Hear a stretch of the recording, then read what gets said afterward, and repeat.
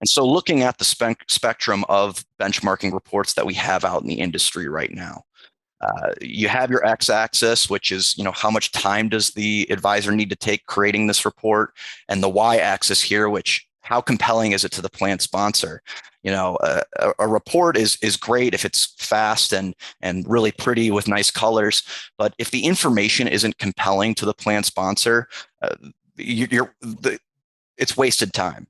And so with the benchmarking resources that are out there, we have, in the lower right quadrant here, easy to use, but doesn't lead to desired results like winning new business or lowering fees and driving participant outcomes. So a lot of things that I've seen advisors do. Now, I promise I have talked to advisors who have actually done this before, as well as some participants. Googling how much does my 401k cost? Just in case you're curious, that Google search brings over 10 million hits with a lot of varying data. So you might have participants or plan sponsors who are in charge of retirement plans. They don't know how to determine the reasonableness of their fees. So they're just going to go to their old friend Google, like they're trying to learn how to tie a bow tie or something like that. And then we have our, classic book materials, which are great and do have good information, but it's not presentable to a client.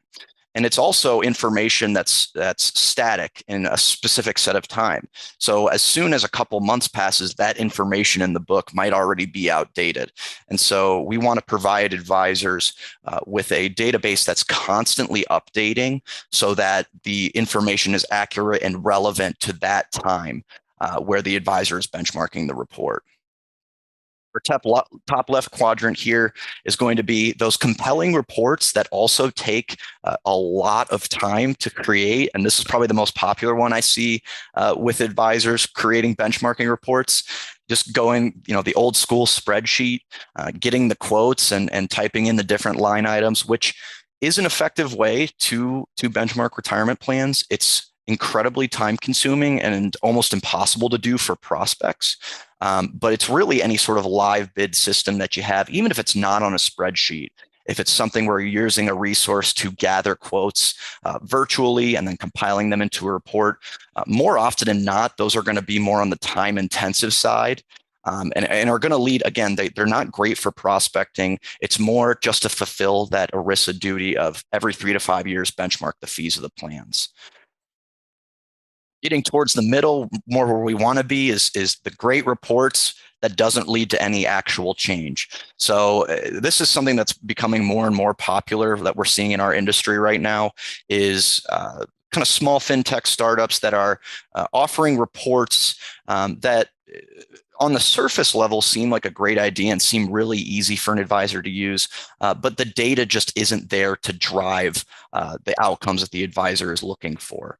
And then going into, in-depth benchmarking or quick proposal systems, you'll see a lot of those in the industry in terms of what to utilize. And then in the top right corner, if any of you are familiar with how these graphs work, this is where you want to be, the Holy Grail. I might be a little bit biased here, but PlanFees provides that Holy Grail for you in terms of a concise and compelling report that's going to drive participant outcomes and help positively affect change in plans. That's also quick and easy for an advisor to utilize. So that's where we stand as PlanFees. Thanks a lot for watching today, folks. Again, my name's Luke Vandermillen. I'm with the PlanFees team. I can be reached at 949-305-3718 or LukeV@planfees.com. That's V as in Veronica, LukeV@planfees.com.